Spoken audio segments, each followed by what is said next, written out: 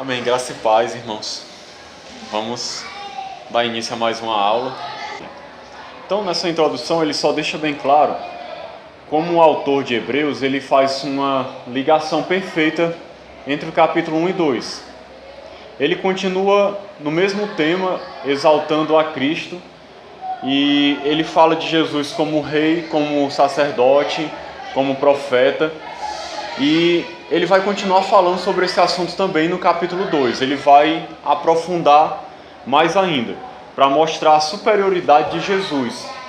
Como a gente viu na outra aula, e vocês devem ter visto na aula passada também, ele faz questão de mostrar a superioridade de Jesus com relação aos anjos, com relação a Moisés, a nova aliança como sendo superior à antiga, porque aqueles irmãos eles estavam precisando ter essa certeza, porque eles estavam correndo o risco de se desviar, como a gente estudou, e a gente vai ver hoje ainda sobre isso aqui. Então eles precisavam muito ter a sua fé firmada em algo bem concreto, que eles tivessem certeza de que era algo melhor. E eles precisavam compreender que Jesus era realmente muito superior a tudo que eles conheciam com relação ao judaísmo, com relação à antiga aliança. No ponto 1, por esta razão. Hebreus 2:1. Com essa expressão, o autor nos lembra que recebemos uma descrição da superioridade e da grandeza de Cristo. Portanto, devemos escutar o que ele diz. Quanto mais alta é a posição de uma pessoa, maior autoridade ela exerce e exige maior atenção. Então ele começa por esta razão. Por que ele usa essa expressão? Que razão é essa que ele está falando aqui? Ele está falando do capítulo anterior, de tudo que ele falou no capítulo 1. E aí ele está dizendo, por esta razão, aí ele está usando isso como base para o que ele vai falar agora no início do capítulo 2. Ele está usando como fundamento tudo que ele falou no 1, ele usou como fundamento para a exortação que ele vai dar para os irmãos no capítulo 2. Então foi fundamental tudo que ele falou no capítulo 1 para essa exortação que ele vai dar agora, que é o que a gente vai estudar nessa primeira parte da aula. Ponto 2. A palavra falada por meio de anjos. Amém. No versículo 2... Boa noite, irmãos. Graça e paz. Tudo bem. Aí no capítulo 2, no versículo 2, ele diz assim: Se pois se tornou firme a palavra falada por meio de anjos.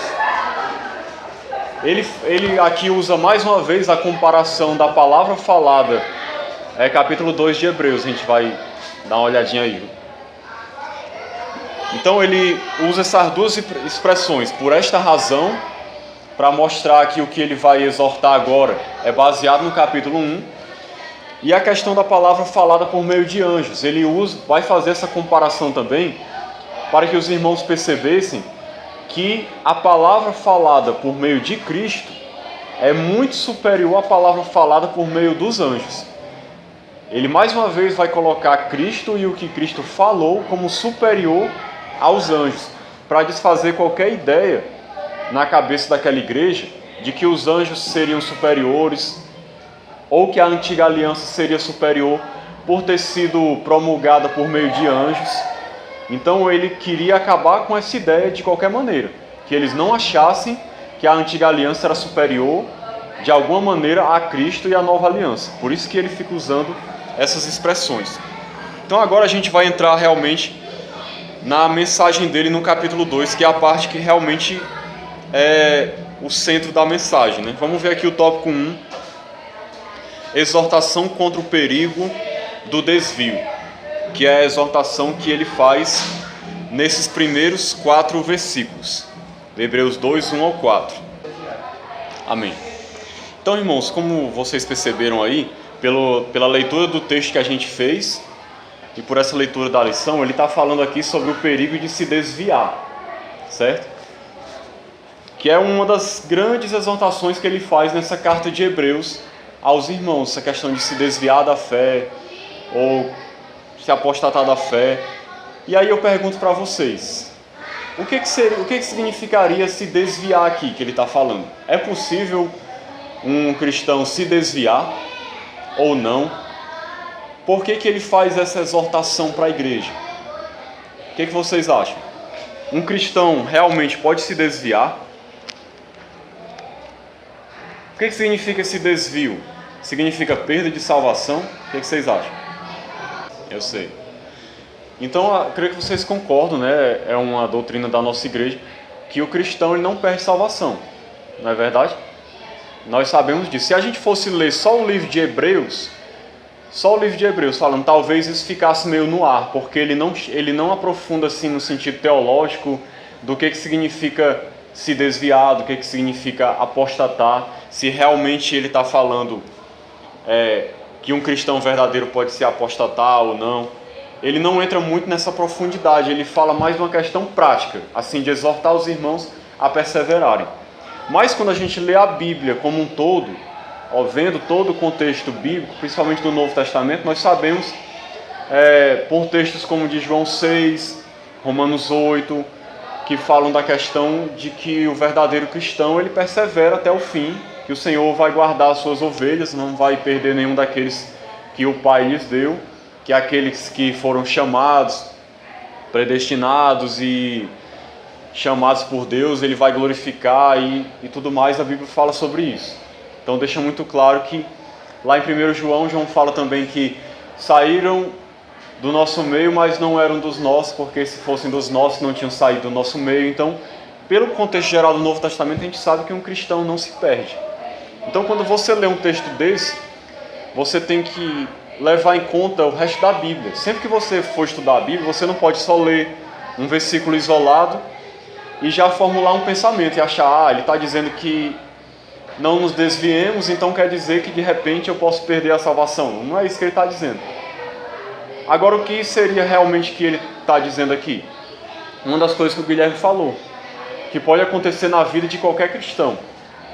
Ele pode cometer deslizes, se desviar do caminho, tomar decisões erradas, pode dar lugar ao pecado, dar lugar ao diabo na vida dele, pode sofrer um prejuízo enorme espiritual, se afastar da comunhão dos irmãos na igreja, se afastar da comunhão com Cristo e ter grandes prejuízos. Não é verdade? Vocês concordam que isso pode acontecer? Quem dá um exemplo, por exemplo, de algum cristão ou personagem bíblico que aconteceu isso? Davi é um exemplo clássico. É um homem de Deus, um homem segundo o coração de Deus, mas adulterou, cometeu assassinato indiretamente, porque colocou o soldado na linha de frente de batalha para morrer, escondeu o pecado, só se arrependeu depois que o profeta foi lá e exortou ele. E sofreu muitas consequências por causa disso. Sua família foi grandemente prejudicada, teve muitos problemas por causa desse desvio. Então, outro personagem, por exemplo, no Novo Testamento, quem conhece? Entre os apóstolos, por exemplo, tem um clássico, né? Pedro, né? Foi Pedro? Pedro se desviou por um momento. A Bíblia diz que Jesus fala assim, que Satanás pediu permissão para vos peneirar como trigo, mas eu roguei por ti para que a tua fé não desfaleça. Tu, pois, quando te converteres, vai e fortalece teus irmãos, alguma coisa desse tipo que Jesus fala. Ou seja, quando você se converter dessa situação, se voltar para mim de novo, você fortalece teus irmãos. Então Pedro realmente tinha se arrependido, estava seguindo Jesus, mas teve um momento de fraqueza, negou Jesus 3 vezes. Mas ele era verdadeiramente uma pessoa de Deus, se arrependeu do seu pecado e continuou. Jesus disse, agora vai, apacenta as minhas ovelhas. Ele se arrependeu de verdade. Mas ele se desviou da fé. Nós temos que ter muito cuidado, porque isso pode acontecer com a gente. Se a gente não vigiar, a Bíblia diz que o diabo anda em nosso derredor, rugindo como um leão, buscando a quem possa tragar. O interesse do diabo é atacar Deus de alguma maneira, é atingir aqueles que Deus ama, é prejudicar a nossa vida. Se nós dermos espaço, nós podemos fraquejar na fé, podemos cair num pecado, podemos de repente estar vivendo uma vida desgraçada e sofrer grandemente por causa disso. ainda que a gente depois venha se arrepender e se volte para Deus. Verdade. E nós vemos que Judas era infiel desde o início. Já roubava, a Bíblia diz que ele já roubava as ofertas que eram colocadas. Ele, na verdade, nunca teve um encontro com Cristo de verdade. Pois é, acabou só confirmando aquilo que ele já vinha mostrando desde o início, né?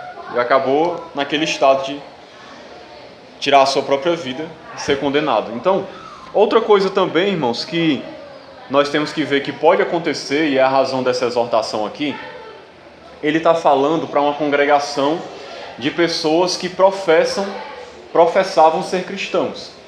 Imagine, por exemplo, vamos pegar como exemplo a nossa congregação. Todo mundo que está aqui na congregação, na igreja, professa ser cristão, não é verdade? Agora, será que realmente todos aqui são convertidos? 100%? Ou pode haver dentro de uma igreja física, pessoas que professam ser cristãos e não são, de verdade? O que vocês acham? Ou será que todo mundo que realmente está dentro de uma igreja é um convertido de verdade, se arrependeu dos seus pecados, realmente nasceu de novo? O que vocês acham?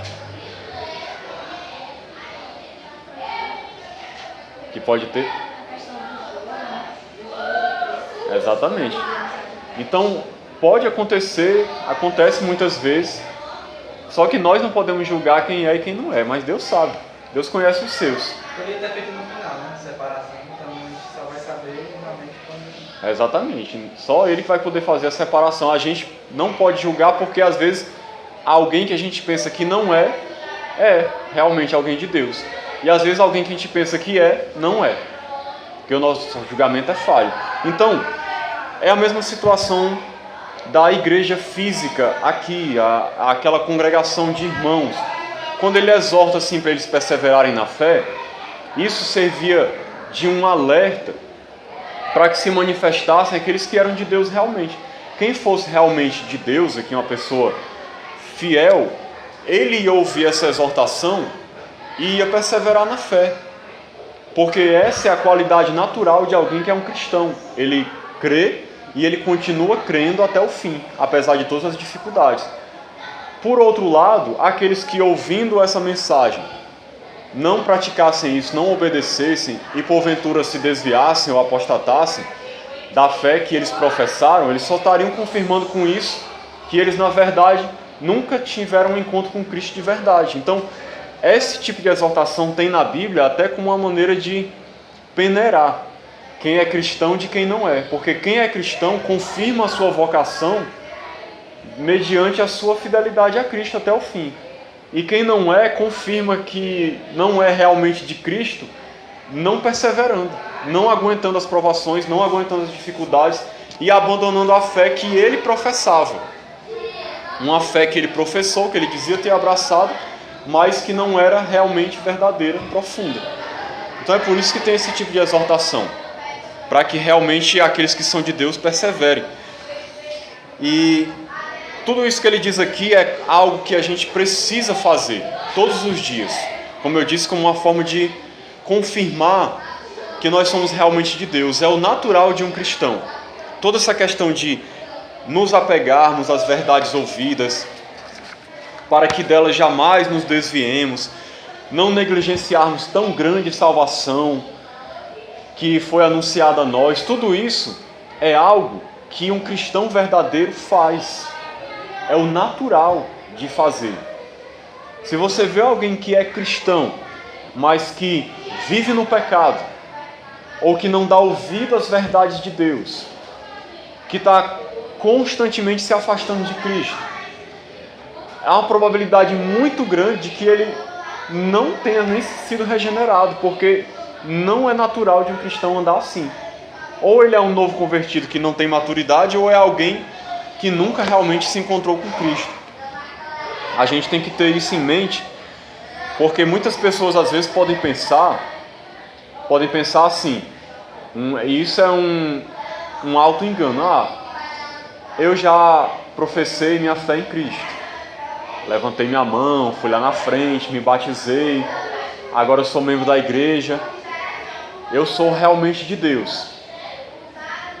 o que vai confirmar que ele é realmente de Deus? Será que é só a confissão pura e simples da boca dele, mesmo ele não dando testemunho nenhum, não tendo mudança nenhuma de vida? Ou será que o que vai confirmar realmente a conversão dele são os frutos da vida dele? O que vocês acham? Mudança de vida. É a mudança de vida. A Bíblia diz que nós somos nova criatura. Aquilo que era do passado ficou para trás. Tudo se fez novo.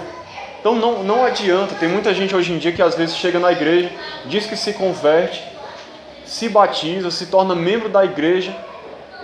Na cabeça dela, ela acha que se converteu, mas ela não muda de vida. Não tem mudança, não tem amor por Cristo, não tem apego às verdades do Evangelho, não tem amor à Bíblia, não tem desejo de oração, não tem mudança de hábitos, de atitudes, de valores. É só uma confissão exterior. Então isso não adianta. A fé, como a palavra de Deus diz, ela vem acompanhada por obras, por uma mudança de vida. Muita gente às vezes não entende isso. E ela acaba passando às vezes anos dentro de uma igreja se enganando, achando que o fato dela ter feito uma confissão, que foi na verdade uma confissão superficial, exterior, ela acha que isso garante a salvação dela. Se fosse uma confissão verdadeira, ela se transformaria em frutos, em mudança de vida. É isso que eu estou querendo dizer. Vocês estão entendendo a diferença, né? Porque não adianta uma confissão falsa, vazia. Vamos lá para o ponto 2. Cristo é superior aos anjos, a despeito de sua humanidade. Deixa eu só fazer um comentário aqui. Guardem bem isso aqui que ele disse. O grande obstáculo diante da argumentação do autor a respeito da superioridade do Filho é a sua autêntica humanidade. Parece que, aos olhos de algumas pessoas daquela igreja e daquela época, o fato de Cristo ser humano parecia ser uma evidência de que ele era alguém inferior, de que não tinha o mesmo mérito que os anjos, ou que Deus, a própria pessoa do Pai. Muita gente tinha essa mentalidade naquela época de que a humanidade de Jesus desqualificava ele, inferiorizava ele de tal maneira de que ele não era digno de adoração, nem de crédito, nem de ser seguido totalmente. E é isso que o autor está tentando combater. Por isso que ele vai falar agora da humanidade de Cristo e mostrar como isso era algo necessário de acontecer e isso não diminuía Jesus. Vamos lá, vamos continuar. Só até aí, vamos parar um pouquinho.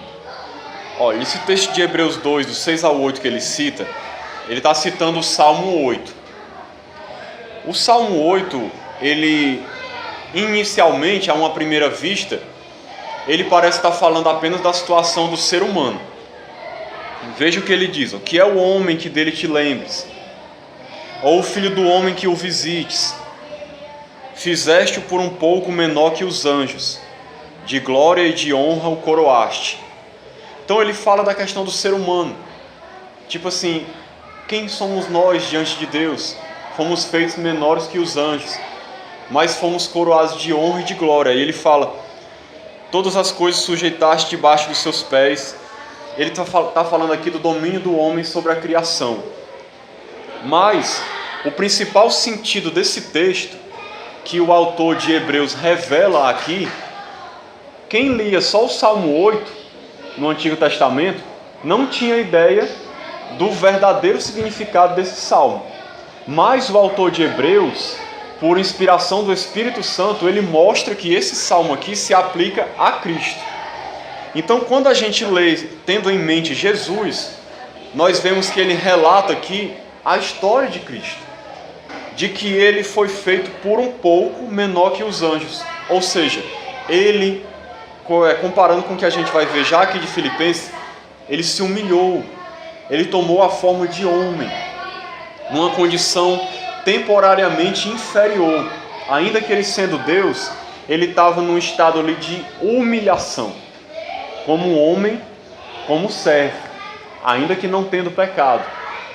Mas, como ele diz logo depois aqui, de glória e de honra o coroaste. Por quê? Porque Jesus ele veio, tomou a forma humana, mas ele morreu na cruz, ressuscitou e subiu aos céus, como a gente conhece a história, e foi coroado e foi glorificado, assumiu a sua posição como rei à destra da majestade, à direita de Deus.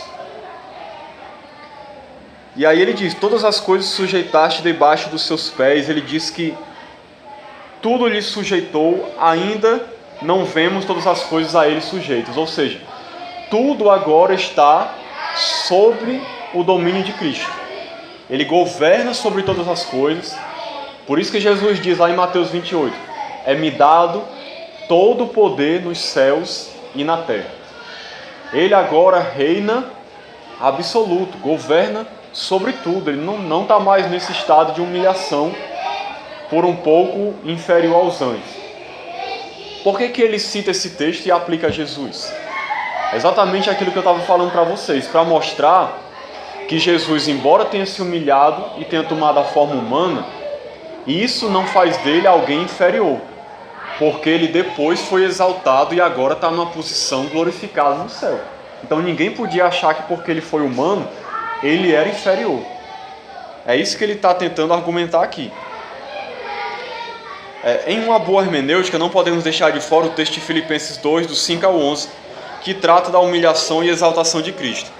Então, todas essas 10 coisas que ele cita aqui, tem lá naquele texto. Assim mesmo se esvaziou, assumindo a forma de servo, tornando-se em semelhança de homens, reconhecido em figura humana, a si mesmo se humilhou, sendo obediente até a morte e morte de cruz. Deus o exaltou sobremaneira, lhe deu o nome que está acima de todo nome, para que ao nome de Jesus se dobre todo o joelho nos céus, na terra e debaixo da terra. Então a vida de Jesus, ele fez isso, ele estava exaltado, glorificado no céu, na glória junto com o Pai. Ele vem, se humilha totalmente, desce o mais profundo que você puder imaginar, porque ele se torna homem, não apenas homem, mas ele vai num estado tão inferior que ele se torna como um servo e como alguém que vai até a cruz, condenado como um criminoso, tido como alguém que era amaldiçoado. Tamanha foi a humilhação de Cristo. Só que aí ele desce, mas depois ele sobe novamente. Porque depois da sua ressurreição ele é glorificado, sobe aos céus, à destra de Deus e reina absoluto sobre tudo. E como diz aqui em Filipenses, um dia todo joelho se dobrará diante dele, toda língua confessará o seu nome. Ou seja, um dia vai ficar bem claro para todo mundo que ele realmente governa sobre tudo. No momento agora, não parece. Como ele diz aqui, ainda não vemos todas as coisas a ele sujeitas, como diz o texto de Hebreus. Nós não vemos, a situação hoje não parece que tudo está sujeito a ele, mas um dia nós vamos ver claramente, porque todos, com exceção do Pai, é óbvio, né? Todos vão se prostrar diante dele. Até os seus inimigos vão se prostrar diante dele, porque não vai ser algo tipo assim, voluntário, vou me prostrar se eu quiser. Não, todos vão se prostrar diante dele, reconhecendo a sua majestade. Então, ele dá todo esse argumento aqui para mostrar que Cristo, apesar de ser humano, era muito superior aos anjos. Enfatizando mais uma vez, para que não corresse o risco daquela igreja achar que Jesus era inferior de alguma maneira aos anjos, e que por causa disso eles fossem dar crédito à antiga aliança. Provavelmente tinha gente lá que argumentava assim: olha, a velha aliança foi dada por meio de anjos, Jesus era um homem, então Jesus era inferior, a antiga aliança era superior, os anjos estavam ali naquela situação, entregando a lei a Moisés. Mas isso, na cabeça deles, talvez eles achassem que a antiga aliança era superior por causa desse tipo de coisa. E o autor usa tudo isso para mostrar que isso não era verdade. Então vamos lá para o ponto 3, que é um dos pontos muito interessantes dessa aula, os benefícios da natureza humana de Cristo. Amém. Só até aí. Vamos ler aqui o texto que ele cita aqui para a gente ver melhor, do 10 até o 18, para a gente ter uma compreensão do que ele fala? São tentados.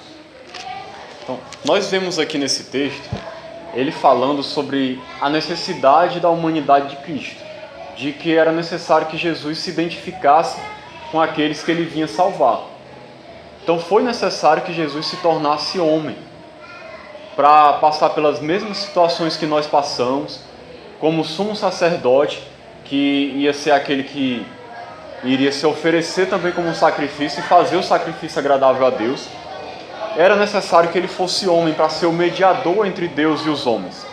É isso que ele fala aqui nesse texto. Que assim como nós somos humanos, como ele diz aqui, e participamos da carne e do sangue, era necessário que ele participasse dessas coisas também, que ele se identificasse conosco para ser o nosso substituto, para ser aquele que ia ser o nosso Salvador. Por isso que ele vem como homem. E aí nesse texto aqui ele vai falar dos benefícios que essa humanidade de Cristo trouxe, a sua vitória sobre 3 inimigos referidos no texto, que é o que a gente vai ver agora. Vitórias sobre o diabo, sobre a morte e sobre o pecado. Sobre o diabo, ele diz em Hebreus 2,14: destruir-se aquele que tem o poder da morte, que é o diabo. Sobre a morte, ele diz: livrar-se todos que pelo pavor da morte estavam sujeitos à escravidão por toda a vida. E o pecado, para fazer propiciação pelos pecados do povo. Então, irmãos, essa parte é muito interessante e muito importante. Teria muita coisa da gente falar aqui, mas a gente vai fazer um breve resumo. Mas Jesus, ele conquistou uma vitória enorme sobre esses 3 inimigos. Para a gente poder entender a história, quando o ser humano caiu lá no Éden, Adão e Eva pecaram, o que foi que aconteceu lá? Qual foi a consequência do pecado de Adão e Eva? A morte entrou no mundo. É muito importante a gente entender isso. A morte entrou no mundo e eles passaram a ter uma natureza, o quê? Pecaminosa, caída. Eles eram perfeitos, eles não tinham pecado nenhum. Mas eles passaram a ser pecadores. E todos nós, os descendentes depois, também pecadores. E da mesma maneira, mortos espiritualmente como eles. E passamos pela morte física por causa deles também, do pecado deles. E também nascemos condenados a quê? A morte. A morte o quê? Morte eterna. Nós morremos fisicamente quando não temos Cristo, né? Somos mortos espiritualmente, porque não temos comunhão com Deus. Estou falando do ser humano de maneira geral. E teremos a morte eterna se não crermos em Jesus, que é a condenação eterna. Tudo isso foi consequência do pecado. Aí onde é que o diabo entra nessa história? O que o diabo tenta fazer conosco? A Bíblia diz que ele tem o poder da morte. O que vocês acham que significa isso? Ter o poder da morte. Que poder da morte é esse? O que o diabo faz? É o diabo que nos mata? O que realmente nos mata? Pelo que a gente conversou até agora. O que realmente trouxe morte para nós? Lá em Efésios 2:1 diz: vocês estavam mortos em quê? Os seus delitos e pecados. Então como é que o diabo tem o poder da morte? E o que é que ele faz? O que ele tenta fazer com as pessoas? Ele não mata diretamente. Não é ele que diretamente te leva à morte. Não é ele que diretamente leva a pessoa para o inferno. Só que ele trabalha para que as pessoas permaneçam nesse estado de morte. Ele procura ao máximo enganar as pessoas, como diz lá em 2 Coríntios 4:4, que ele cegou o entendimento dos incrédulos, para que a luz do Evangelho, da glória de Cristo, não resplandeça sobre eles. O diabo trabalha usando o pecado e a morte a favor dele. ele quer de alguma maneira ofender a Deus, atacar a Deus, prejudicar as pessoas que Deus criou. Então ele não mata diretamente, mas ele trabalha para que as pessoas continuem mortas espiritualmente, não usufruam da vida eterna e permaneçam escravizadas no pecado. Ele trabalha para que as pessoas caiam no pecado, vivam no pecado e permaneçam nesse estado de morte. É isso que o diabo faz. Agora, Jesus venceu tudo isso. Tudo isso aqui Jesus venceu. Como foi que Jesus venceu isso? Eis a grande questão. Porque o texto de Hebreus aqui, ele não deixa muito claro, né? Ele não relata muito claramente nesse ponto. No que foi que Jesus fez para vencer isso. Mas o que foi que Jesus fez para vencer todos esses inimigos? Como foi que Jesus... Como? Tomou o nosso lugar na morte. Exatamente, morreu na cruz no nosso lugar.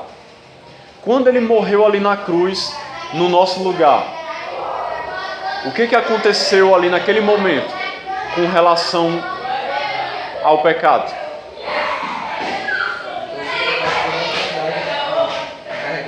Ele carregou sobre si os nossos pecados, né? Quando ele fez isso, ele estava fazendo o que diante de Deus? Sacrifício pelos nossos pecados. Ele pagou o preço pelos nossos pecados. A ira de Deus estava sobre ele, a punição que a gente merecia estava sobre ele. Então, o preço requerido por Deus foi pago na cruz do Calvário por Jesus. Então, a partir daquele momento, o que acontece? Toda pessoa poderia receber o que de graça de Deus? Hein? Salvação. Que, em outras palavras, é perdão de pecados. Sem a morte de Jesus, Deus não poderia simplesmente perdoar os pecados, mas por causa da morte de Cristo, Ele perdoa os pecados. Ou seja, Jesus, Ele acabou com o poder do pecado sobre nós, sobre a sua igreja. Hoje, nós ainda temos o pecado dentro de nós? Sim ou não? Sim. Mas nós somos escravos do pecado? Não. Um dia, no dia que Jesus voltar, o que vai acontecer com o pecado que está dentro de nós? Vai continuar? A gente vai para o céu com o pecado? Vai ser tirado totalmente. Então, Jesus conquistou isso na cruz. Ele destruiu o pecado. Isso ainda não se manifestou de maneira completa, mas já aconteceu na cruz do Calvário, quando Ele morreu no nosso lugar. O texto de 1 Coríntios 15, eu vou ler aqui para você. Tem 10 minutinhos ainda. 1 Coríntios 15, 54, ele diz assim: e quando este corpo corruptível se revestir de incorruptibilidade, ou seja, na volta de Cristo, e o que é mortal se revestir de imortalidade, então se cumprirá a palavra que está escrita: tragada foi a morte pela vitória. Onde está, ó morte, a tua vitória? Onde está, ó morte, o teu aguilhão? O aguilhão da morte é o pecado, e a força do pecado é a lei. Então, o pecado é o aguilhão da morte. Vocês sabem o que é aguilhão?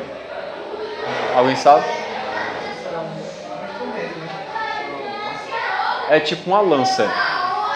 Era um instrumento pontiagudo com uma ponta de ferro. Era usado muitas vezes para ferir os animais. Quando você estava andando com os animais, ferir eles para que eles andassem mais rápido, alguma coisa do tipo assim. Era um aguilhão. O aguilhão da morte era o pecado. Ou seja, era a arma da morte contra nós. Ou seja, a morte só tinha poder sobre nós por causa do pecado. Então, obviamente, quando Jesus morre na cruz e acaba com o pecado, o que acontece com a morte? Ela perde seu poder, a sua arma que ela tinha contra nós, que era o pecado. A partir do momento que Jesus paga o preço pelos nossos pecados, a morte automaticamente é vencida também na cruz. Porque ela, a partir daquele momento, ela não tem mais o seu aguilhão, que é o pecado. Então, no momento que a gente recebe a Cristo, que nós somos perdoados, a gente recebe o quê? Vida. Vida eterna. A morte não tem mais poder sobre nós. Nós passamos de mortos espiritualmente para vivos. Agora temos comunhão com Deus. E temos vida eterna, ou seja, não experimentaremos a morte eterna. A única morte que talvez a gente experimente, se Jesus não voltar antes, vai ser qual morte? A física. Porque a gente tem que compreender, irmãos, uma coisa interessante. O que Jesus conquistou na cruz, acontece tudo automaticamente, naquele momento ali, ou tem coisas que ainda vai acontecer no futuro? Ou Jesus já conquistou tudo e nós já estamos usufruindo de tudo que Ele conquistou hoje? Hein? Eu já dei uma dica sobre isso aqui, quando eu falei da questão do pecado. Ele já conquistou, a gente já está usufruindo de tudo que Ele conquistou para nós? Ou isso é feito em etapas? Pronto. Ele foi consumado, como ele disse, tudo está consumado. Mas a minha pergunta é, a gente já está usufruindo totalmente de tudo que Ele conquistou para nós, no sentido total e pleno? É isso que eu estou perguntando. Em relação ao bem, A gente já está com o corpo glorificado, a gente já está livre do pecado, a gente não vai morrer mais, não tem mais doença, não tem mais problema. Isso é o objetivo de Cristo para nós, não é? Mas a gente já está usufruindo disso agora. Porque a gente vai usufruir disso por etapas. Nesse momento presente agora, nós fomos libertos, como eu disse, da escravidão do pecado. O pecado não tem mais poder sobre nós. Nós não somos mais mortos espiritualmente, mas a gente ainda morre fisicamente. Mas um dia o pecado não estará mais presente em nós. É por isso que ele fala aqui que quando este corpo corruptível se revestir de incorruptibilidade, aí se cumprirá a palavra que diz: tragada foi a morte pela vitória. Ou seja, naquele momento é que a morte terá a sua vitória completa. A gente está estudando aqui sobre que Jesus venceu esses inimigos. Mas o que eu estou querendo mostrar para vocês é que essa vitória já aconteceu, mas todos os efeitos dela ainda não se manifestaram totalmente aqui, nesse momento terreno. por isso que a santificação não conclui aqui ainda, né? Por isso que a gente está num processo de santificação. A gente ainda peca, ainda tem erros, tem defeitos, a gente ainda morre fisicamente, a gente ainda tem um corpo corruptível, mas na volta de Cristo é que tudo vai ser realizado por completo.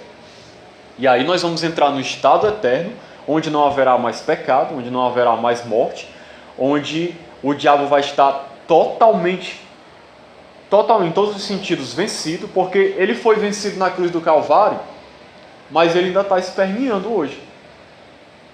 Ainda nos perturba, ainda nos tenta, ainda procura nos afastar de Deus, mesmo ele sendo um inimigo vencido. Então Jesus, ele venceu o pecado, a morte e o diabo. E isso vai se consumar totalmente na sua volta.